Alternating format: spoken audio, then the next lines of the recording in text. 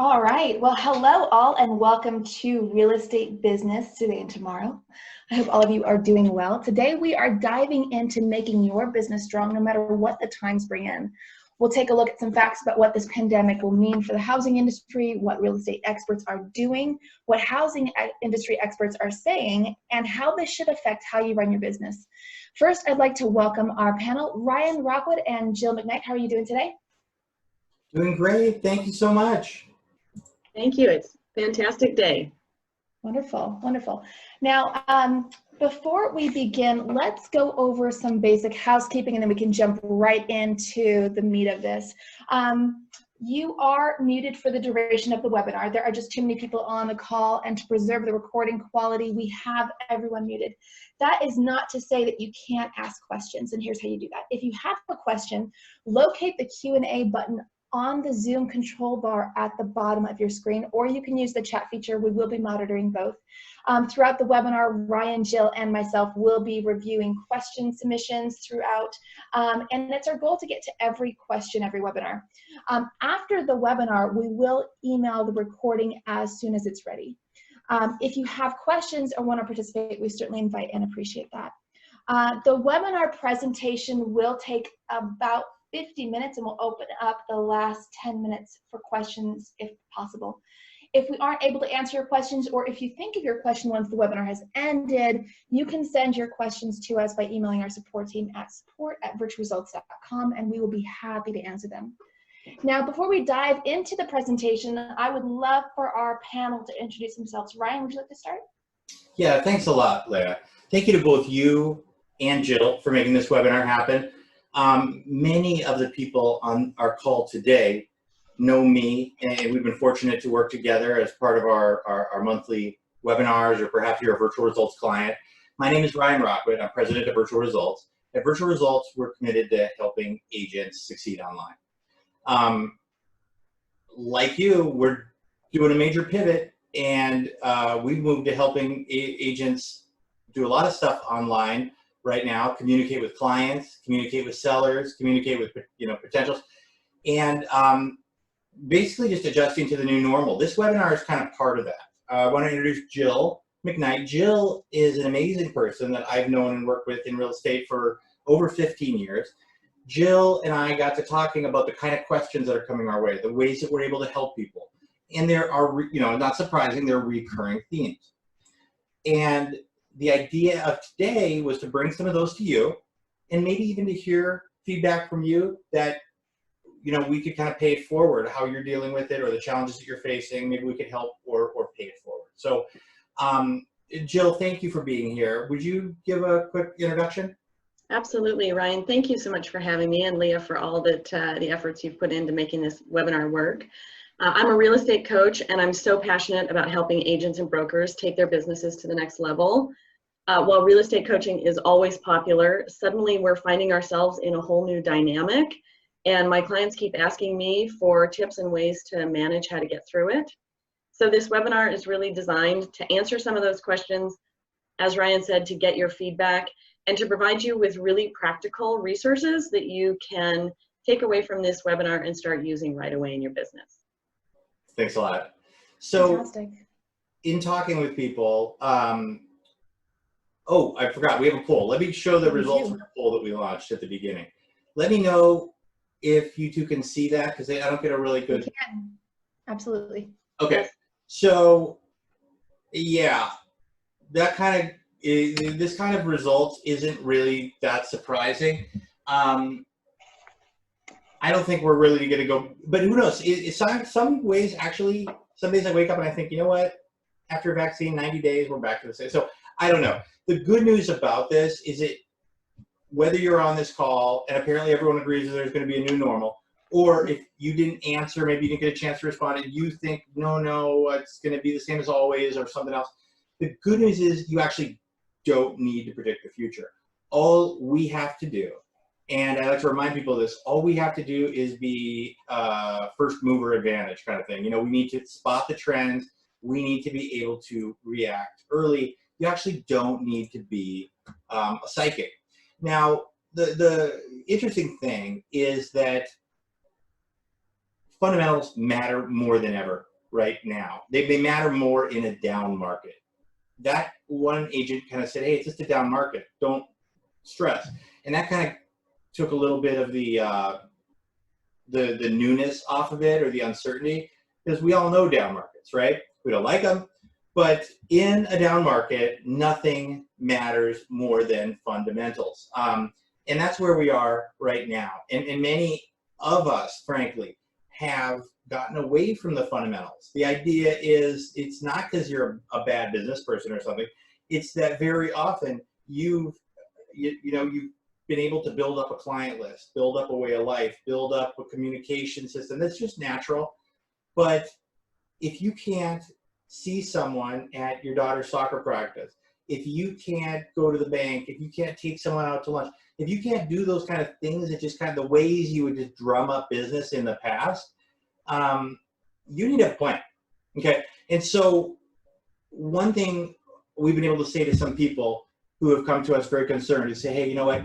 You're a great agent. You know how to do all this stuff. It's just that you've gotten away from the rigor, the rote stuff that frankly for a lot of agents is kind of not natural, because it's boring. So if that's you and you're freaked right now, it might comfort you, like it's comfort a lot of people, to just realize, hey, I just got away from the fundamentals. I know them. Hopefully, maybe never actually even, implemented them, but you don't have to be perfect. You do have to have, and this idea extends to everything, right? Your brand, your message, your communication, your lead generation, your health, your fitness, your meditation, your mental health, your prayer. And so this is an overarching theme that we've seen. Return to fundamentals. And the good thing about fundamentals is it's kind of like reassuring. We know them, even if we don't practice them. We can get back to them, and all of us can remember that time, probably when you first started out in the industry. It's time to get back to fundamentals. So what we did is we actually reached out to a bunch of top agents around across the country and said, hey, what are you doing? What are you thinking? All of them expressed bewilderment. All of them, admit this is a first kind of a thing, but none of them were freaked. And a good lesson we learned from Mike McCann in Philadelphia is that he said, Ryan, this is my 5th downturn. Now, there's a lot of people on this call that consider themselves, old timers and stuff, and I kind of do, because I went through 2008 and I got beat up and I took my lumps and that kind of thing. But five times to have lost, to basically ground zero and build yourself back up. So, and what he made the point is, he said, throughout history, whatever, the fortunes are made in the downturn. In a good market, you can make a good living. But every time Mike's come out of this, he says he's been able to bring it to the next level. Interestingly enough, he says that right now he's focused on communication, empathy, compassion. He's not soliciting business, but he doesn't see that being too far away either. He is communicating with his clients, potential clients, also his own team and his staff. That's really important too. Really dynamic broker in New York City. His name's Kashi of Platinum Properties. And I was talking to him. I think the main point that he communicated is you just can't stop. You can't afford to turn the lights out and sit in the back, wait for this to get over, then rev up, then get your business back together.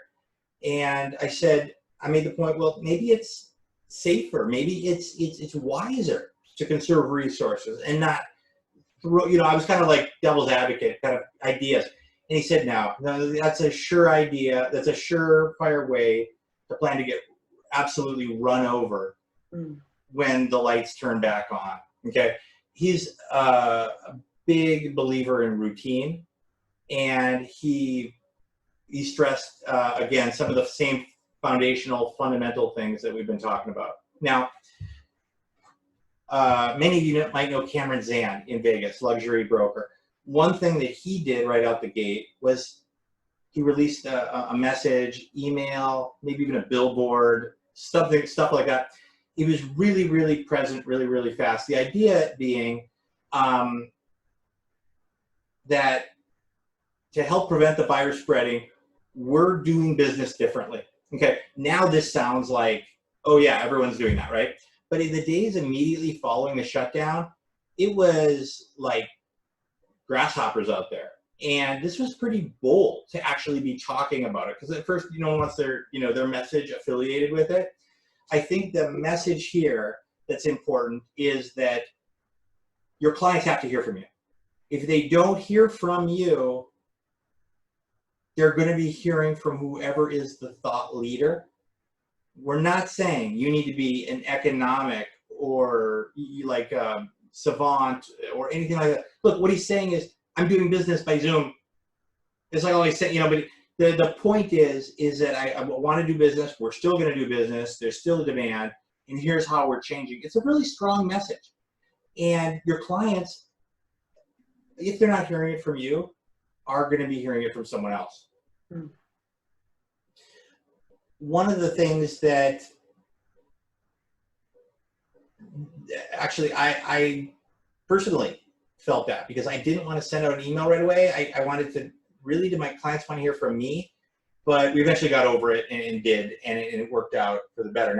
Now's not the time to retreat is the overarching message. Now, one of the things our agents are coming to us saying is, okay, Ryan, well, how am I going to talk about this? What am I going to do? Say everything's going to be great. So what we did is we actually put together some talking points, and you should be aware of this. Download this presentation. We won't like teach you the economics here, but make sure you're following up with it. The V-shaped recovery is what we all want to see. The idea being something terrible happened, and we recovered from that something terrible, and we went back up, right? We went back on with our lives. Everyone wants to get back to normal, but there are other recovery options too. The U-shape, the swoosh, double dip, W, whatever you want to call it. There's an expert out there that's willing to back up your claim, and I don't think we're well served by being too tied to any of these. You can tell your clients about a V-shaped recovery. You can openly hope for V-shaped recovery, but you don't need to, and in fact, you lose credibility if you try to say this is what's going to happen. So, Ryan, I think one of the things that all of these recovery types have in common is that they all promote a return back to the normal. The difference is how long it takes. V-shaped, it promotes back to the new normal as soon as the pandemic is over. U-shaped says it's going to take a little longer, maybe into late 2020. The swoosh, late 21. But they all say we're going to get back there. It's just figuring out how long it's going to take for that to happen. And I think the point to add to this is that allows you to both prepare yourself, knowing that there are these different possibilities, as well as communicate and advocate the needs of your clients as we go through this process. I think it kind of demystifies it a little bit. Kind of like what I was talking about with the down market idea. Like post 9/11, we were all shook up, right? Post shutdown, we didn't know what this feeling is. But, okay, people still have a need for housing. As a matter of fact, I can't be the only one wishing I had a bigger house. Like, I don't think anyone's wishing, oh, I wish I had a much smaller house, Especially with your kids in the house 100% right. of the time now, right? Yeah. So the idea is the more the agents that are able to communicate, like you don't want to convince anyone of anything, but to be able to come from a position of understanding that this is weird, this is unprecedented, I don't know when, but it will, and I'll be here. It's really nice. It's really leveling, and you've got to find your equilibrium. To give you some context, 90% of people surveyed by PwC thought that the world would actually go back to normal in their business 90 days after it passing, the pandemic passing. 66 think it will happen within 30. And again, not trying to paint a rosy glow for you guys, but telling you what the experts out there are actually saying. Morgan Stanley's chief strategist is advocating for is arguing that we're likely to see a V-shape because of two things: the seriousness, the immediacy of the decline, as I understand it, and also the galvanizing efforts of the entire world to come and help and respond to it. One of the things that our agents say that they're getting questions about, that leads to them being very uncomfortable, people, investors, clients, leads are asking, well, what about the unemployment rate? I mean, isn't it time? The idea is, of course, everyone wants a deal, right? But we've seen that housing prices are oddly not budging. And even though, it doesn't seem logically that they shouldn't, given dramatic unemployment rates. But it's important to note that the unemployment is largely in the leisure and hospitality industries, at least immediately. What that means for many of our agents is that those aren't directly their clients. And so they're a couple layers back buffer. The unemployment rate also, interestingly, everyone's welcome to swipe this data from our presentations. What the point of this is that unemployment rates and home sales don't have as direct a relationship as you might think. Look at this. We've got, what do we have here on number 2? I think number 2 is 2001. Remember how terrible like 94 and 95 was in terms of home values and so on. So the lending standards often, here's the, I think number 3 is the crash of 08. The point is, they're oddly, they're not unrelated, but there's not a direct relationship. Same with inflation. When we look at what the economic experts tell us is that the economy is in pretty good shape. And what that argues for is a quicker recovery, I guess. Consumer spending is another one. I'm probably spending too much time on this. Sorry, guys. But the whole point is we've got a couple things. Unemployment rate, inflation, consumer spending, kind of arguing for a situation where not exactly down, just delayed. We're going to have an extraordinary pent-up demand once this gets over. So some really interesting stuff that this information, our agents tell us, has helped them in their communication with the clients, and hopefully it will be of value to you folks too.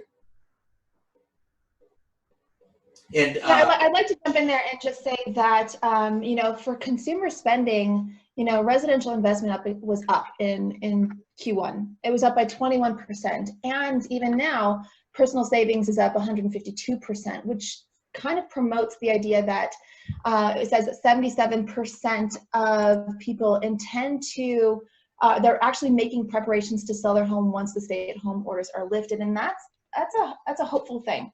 Yeah. That promotes that things are going to return to normal, and probably at a greater speed than people think will happen.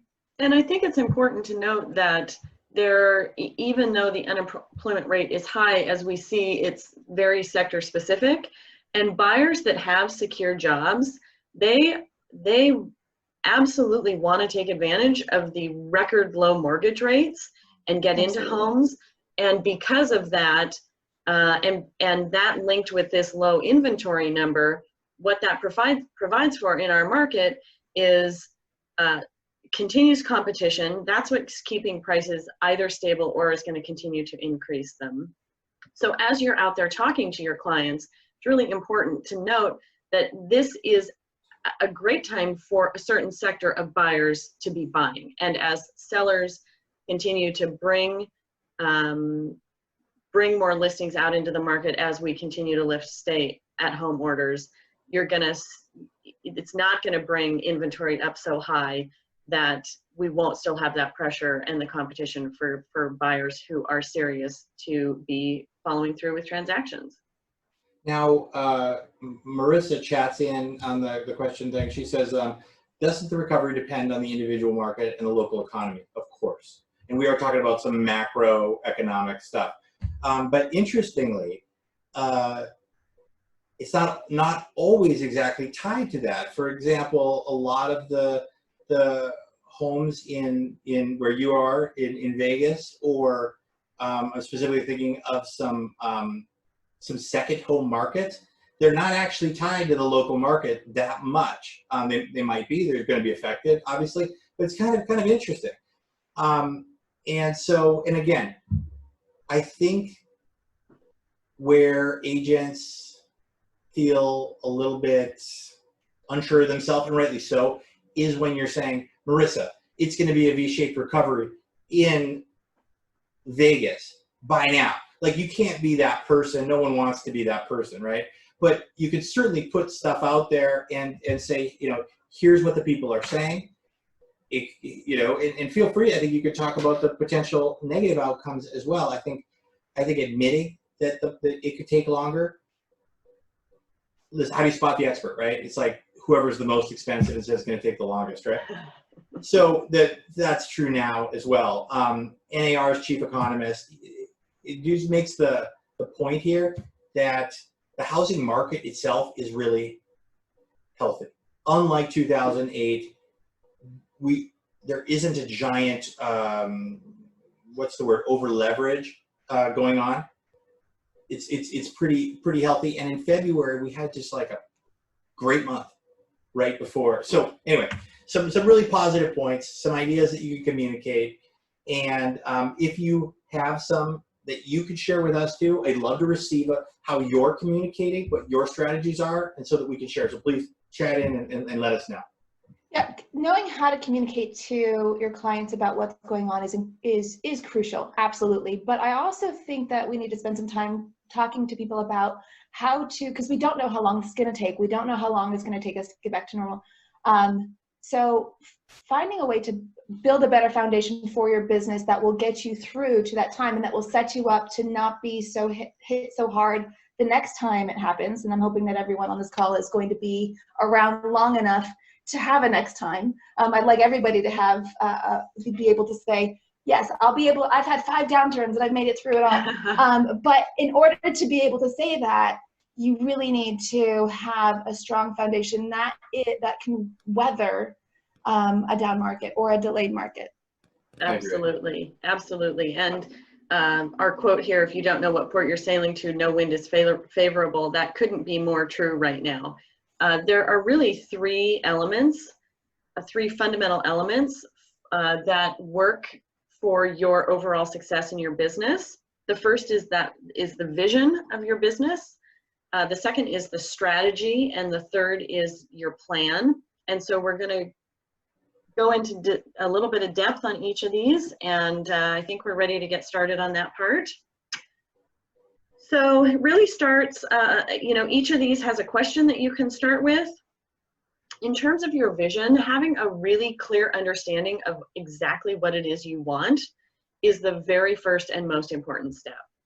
Once you have that, the neuroscience of how your brain works kind of starts to step in, and you will start every decision that you make. Once you have a very clear understanding of where you want to take your business and what you want your business to look like, your brain will start focusing on those things and giving attention to them, whether you're consciously thinking about it in that moment or not. So it's knowing the neuroscience behind it is incredibly powerful, and should be a motivator to want you to take the time to figure out what your vision is going to be. The next step is the strategy, and really defining what those strategies are that you're going to use.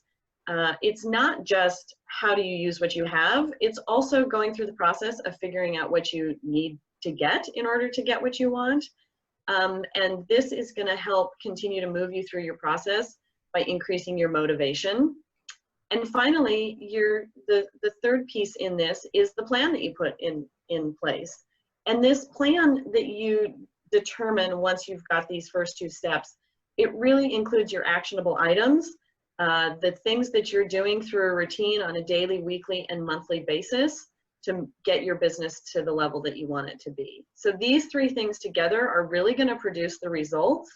And how this works through these steps is, as you have your vision, when your vision is really clear, you're going to maintain that focus and attention on where you're going, which is going to take you to your strategies, and you've identified them, you know the strategies you need to utilize, and it's going to increase your motivation to stick to your plan and do those things in your routine that you need to do. And as you take those actionable items, you're going to have momentum. Each baby step is going to move you forward to the next baby step, and you're going to start to see the little successes add up to big successes, and you're going to circle it through. And all of these things are going to be. It's like that feedback loop. I'm sorry? It's like that mini feedback loop that allows. Exactly. That's exactly right, Ryan. And all three of those pieces that create that feedback loop is going to be what makes your business strong in any market. So looking at the vision is the first step on how you do this. And it is ultimately about what you want your business to be, how you want to build your business. And it really stems from your why, coupled with your fundamental values. And if this is, for those of you on the call today, if this feels a little bit hard to kind of sort through, I really highly recommend you check out Simon Sinek's work. He's got a great TED Talk. He's got several TED Talks. And his initial book was Start With Why. It's going to really help you think about and formulate what your unique why is, and what your values are, and how those really create what it is that you want to create in your business. It can really help to. If any of you are like me right now, like you might kind of be like, and I want to just tell you that like you're like that because you probably remember this from 20 years ago when you got going, and we just went through this at Virtual Results again, defining all these things again as well, coincidentally last year, and even though it doesn't seem like the actual practice of doing business, I would just encourage you to revisit it. It's really powerful. This is the jumping off point to having a successful strategy and having a successful plan. If you don't have your vision locked down, then your strategy isn't going to have the focus that it needs to have in order to be successful. And that's why it's always important to come back to vision every once in a while. One, just to make sure that you're still on track and that your vision it still matches who you are and your worldview, but also to make sure that your strategies are still in line with that, and that it's still applicable to the situation that you're in, the times that we're in. So this is, yes, it's hard and not always pleasant to go through, but it's incredibly important. And if you don't do it, then the next few steps that you take will not be nearly as effective. That's right. And I encourage anyone who is going through this process to reach out and talk to somebody about it. Connect with other people, whether it be your spouse or your designated broker, your office manager.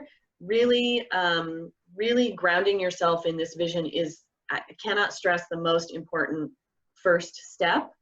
And part of doing that can be a SWOT analysis. And you can Google the process. There are lots of worksheets and whatnot to do on that. But that is one piece that will help you continue to stay focused on what that vision is. So your strategy is really your how. How are you going to get there? And there are a few key elements to that. The first is your niche. And a lot of agents are resistant to the concept of picking a specific ideal client. It makes them feel like they're not going to be able to work with everyone. Everyone's afraid of alienating. Correct. That's right. However, yeah, the best strategies close a few doors. They really do. It's hard. It's hard. Sorry, Ryan, go ahead. Oh, I just said I mean, granted, it is hard. It's hard. It takes courage. It does, but consider that if you choose to pick a niche with your perfect client, you get to be seen as an expert within that specific community. You'll get more referrals, and you really can leverage yourself more easily when you work with a niche or a particular group. So invite you to consider doing that. The next step is in your strategy is identifying the top ways to reach that client, to reach that ideal client through your marketing. So does your ideal client go to Facebook? Are they on Instagram? Are they on YouTube? And having a marketing strategy allows you to brand yourself appropriately. It helps you to track your successes and really helps you to spend your marketing and advertising dollars more wisely. So you don't have to be everywhere all the time. It allows you to focus on a very specific market and group that can help you really stay connected to your vision and keep that clarity. The next step for the strategy is your technology solutions. And the fact of the matter is we can't do it all, none of us can. And your technology is designed to help you organize and automate as much as you absolutely possibly can. And finally, your systems and processes, anything you do more than 3 times creates a system. You should create a system or process for it. And really, you're going to be using those technology solutions in conjunction with your systems and processes to implement and have your daily routine go as smoothly as possible. Yeah, I want to jump in here and say that for the technology solutions, I run into a lot of agents who do not select technology solutions that focus on organization and automation. They want to be out there and they have a lot of integrations that don't really do much for their business, but they have it just to have it because they've been told that it's a great tool or because they've been told that it's what all the great agents are using. But they haven't really focused their technology solutions on making their lives easier, automating their process, making it work with their business and how their business runs. And it's a thing that trips up a lot of real estate agents. I mean, a lot. Yeah, surprisingly. It absolutely, it's, you know, the new shiny object syndrome, right? But what that does is it creates distraction for you. And having the pieces of your strategy in place allow you to avoid that as much as possible so that you can utilize those strategies to get your business to where you want to be. And it really sets this, where we are with this next slide, on what your plan is. These are your actionable day-to-day activities that you need to be doing or want to be doing to hit that ultimate vision of your business. One of the very first and most important is to track your data. You should know your key performance indicators. What knowing your numbers does helps keep you accountable and keep you on track. Which brings us to reviewing those goals. Really having your strategy in place makes your goals concrete and allows you to set your plan in place. But if you're not checking what your goals are regularly to see that you're on target, it's a lot easier to lose sight of where it is that you're wanting to head. And Leah, I'm going to let you take this next section, schedule a weekly refocus review. I know you're an expert in this, so. Ryan, go back one slide, please. Kind of the best and most successful entrepreneurs in this country have a time set aside every week, whether it's like a 2-hour slot of time that they go back and they don't work on the busy day-to-day stuff. They take a step back and look at big picture. They review the previous week and take a look, a realistic gut check, review of, okay, so did I focus on my priorities? How did I track well with my strategy? Did I get distracted a lot this week? And that is an essential part of staying on point when it comes to your 90-day plan of action. You'll find that the first time you do it, if you segment your time into like 90-day plans of action, you'll find that you get pulled aside or pulled away from your plan more often than not. And then as you keep continuing to go through this, 2 years down the line, you realize that if you do this weekly refocus review, you'll be pulled off track far fewer and far less than you were at the beginning. So it's easy. There's a lot going on. There's a lot to distract. Everyone's got the new trick or the new strategy to get you through, the next 9 months, or to get you new business. However, if you aren't coming back and recentering yourself, reviewing what you're actually doing, and staying on point to implement your strategy, you will be pulled off course. And I think that finally the last piece is to implement your plan by building a routine to pull all these pieces together. So routine is really, really important. It creates structure for you. It sets the habits that you need to reach your goals. It's good for your mental health. It improves your sleep, and it helps you feel more in control. And that's more important now than ever, I think. I think a lot of people are struggling with that.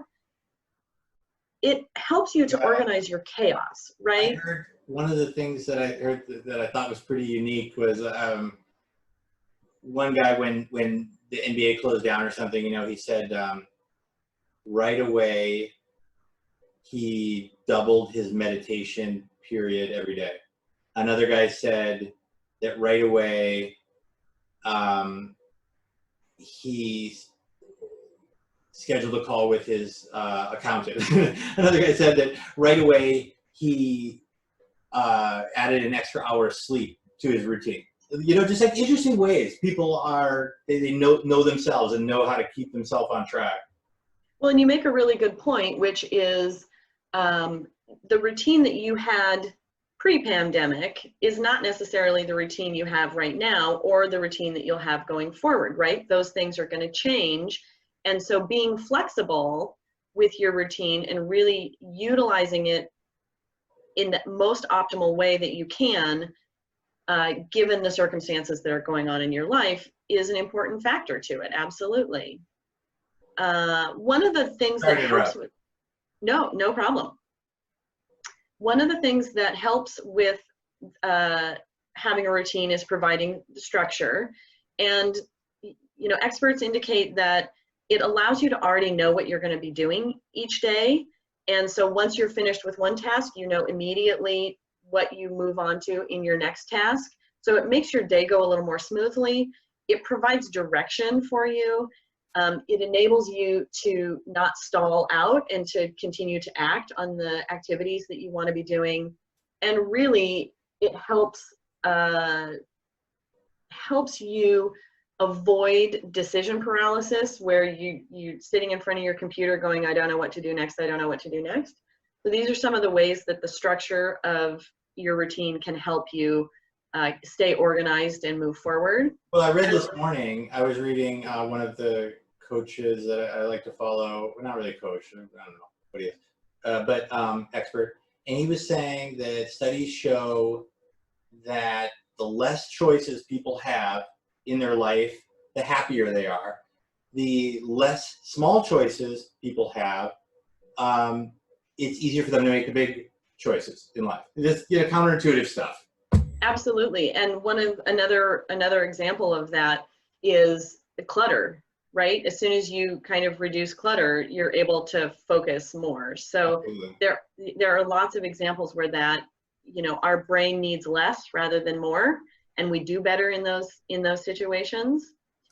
Leah just touched upon this piece about in the planning about your having time to really focus on your long-term goals and the important things in your life. Going to lump those two together, and a routine really can help.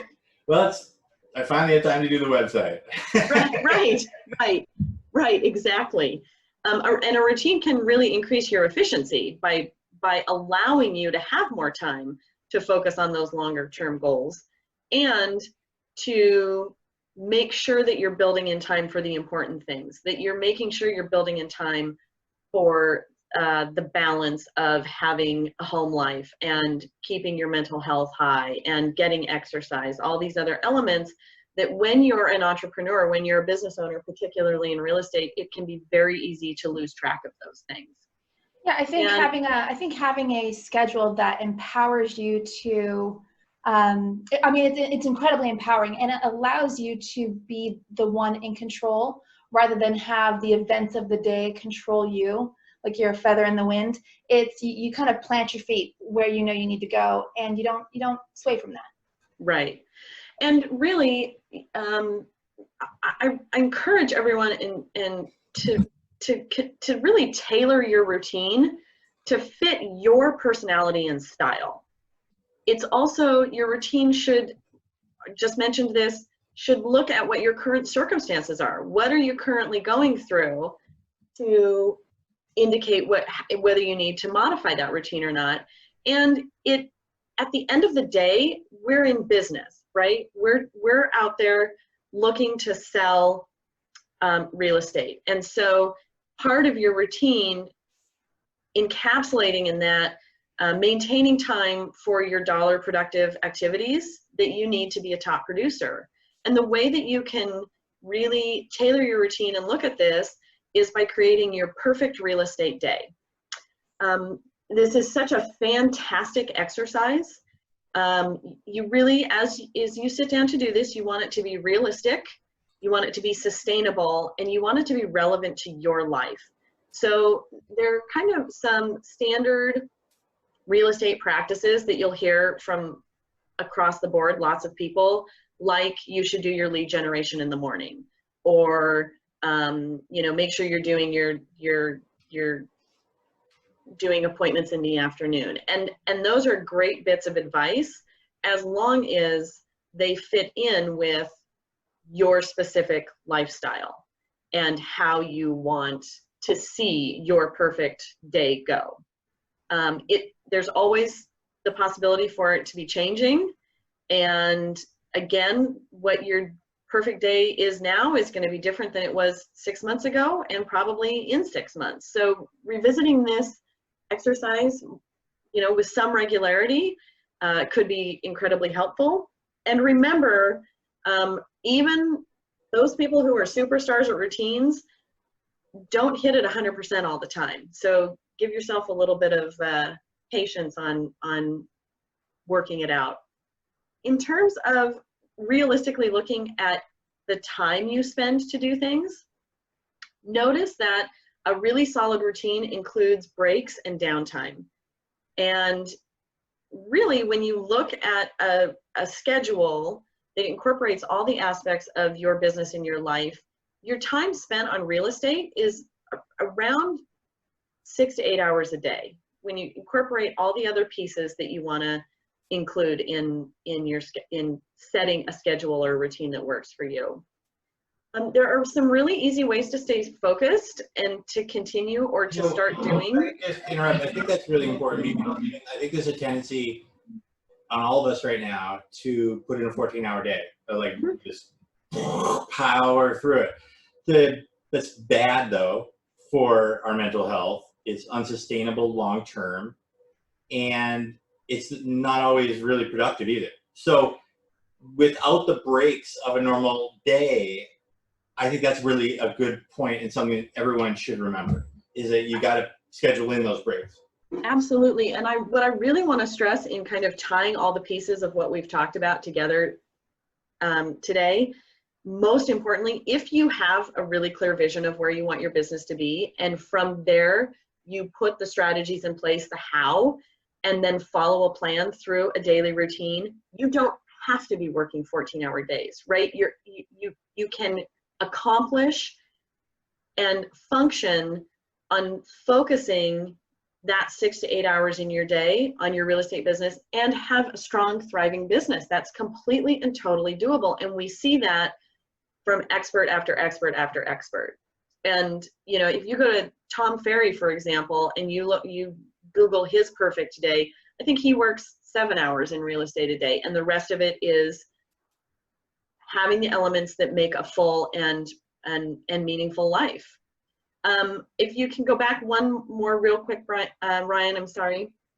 I just want to say, as you look to do these activities that maybe you haven't been doing as much with the availability of low-hanging fruit in a better market, there are a couple of tips I'd like to give you. First is to follow the 15-minute rule. So for any of these activities that you might be resistant to or that are challenging for you to get started on, put your phone on airplane mode so it's not bothering you in any other way. set your timer for 15 minutes and stay focused on that activity for 15 minutes. Commit to just 15 minutes. And what I'm thinking you're probably going to find is that at the end of that 15 minutes, you're going to be so engaged and involved in it that you'll continue that activity out to half hour, 45 minutes. If not, you still have committed to that 15 minutes, and it's setting a habit, creating the start of a habit for you to move forward. Another fun way to continue to look at how you spend your time and to really stay engaged in those activities that you may have a little resistance to is to gamify it. All of the research is showing now how the brain responds to gaming and how we can use that to our advantage. So you can either create a competition with yourself, or maybe you can find a partner in your office that you can have a competition with, keep each other accountable in a fun way. Even do, there are 30-day challenges, that kind of thing out there that you could look at. So all of these things are designed, how we spend our time creating this routine is to be avoiding distractions as much as possible. And Ryan, you can move the slide forward. That would be great. Thank you so much. Right now, more than ever, distraction is completely amplified and intensified by the volume of time that people being at home more are spending online. I really invite you to be a leader out in front of your community right now by continuing to innovate, showing people the way, ways to get through this in a positive manner, being a resource, a teacher at heart to your community, whatever your community looks like. And then what's going to happen is you're going to be top of mind for your potential clients when things shift back into a more new normal or however it's going to be. Yeah, that's more about taking advantage of people's distraction without being overwhelmed by that yourself. You want to be distraction resistant, but you want to proactively and strategically maybe make use of the fact that people are at home, they are spending more time, they're spending more time on Facebook, they're spending more time online doing that, and really take advantage of the opportunities that come from that. Absolutely. People are going to come to you and your flow of business is going to become more seamless if you're taking the time now to be a leader and to create content for people to be focusing on. Absolutely true. So as we wrap up, now is really the time. Now is the time for as an agent, you can put these practices into place, create your vision, build out your strategy, and then create a routine that allows you to take those actionable items to create a connection with people, to be out there as a leader and kill it in your business. Thanks a lot, Jill. One thing that, as we close up, we'll just share a little bit of information for additional resources. We've really helped a lot of agents basically take advantage of the EIDL program and the PPP program and the unemployment. We created a social network, a website that's a little social network where that's all we talk about. It's free. Feel free to head over there. We've got a $50,000 financial aid plan. Most agents will get about $50,000, 40 to 50 in the next 6 months if you just swipe our own strategy that we use for ourselves and our business. And if you have any questions, you can ask them there and we'll answer free of charge. The whole idea is, hey, we got to help each other get through this. That's at covid19relief.virtualresults.com. For more information about Jill, you can see that here. Her site is locatecoaching.com, and she's on Facebook as well. And thank you to all of you. Thank you for all of you that participated, that came out and joined, and look forward. And if you're watching this and you have additional information that you'd like to share, we'd love to hear from you. Contact us at support@virtualresults.com, support@virtualresults.com. In addition, we talked about some of the ways that our agents are talking to their clients about the economic situation. And if you're interested in this, just email support@virtualresults.com and we'll give you this presentation so you can use the data there. Also, if you request it, just say, you know, I also would like the blog pack or something. We wrote about I think we had about 6 to 10 posts created, and you're welcome to take those, to edit them, to slice and dice them, use them on your blog, say you wrote them, whatever, or social media. Okay, so just request support for that. All right, thank you to Jill. Thank you so much, Leah. Everyone have a great day.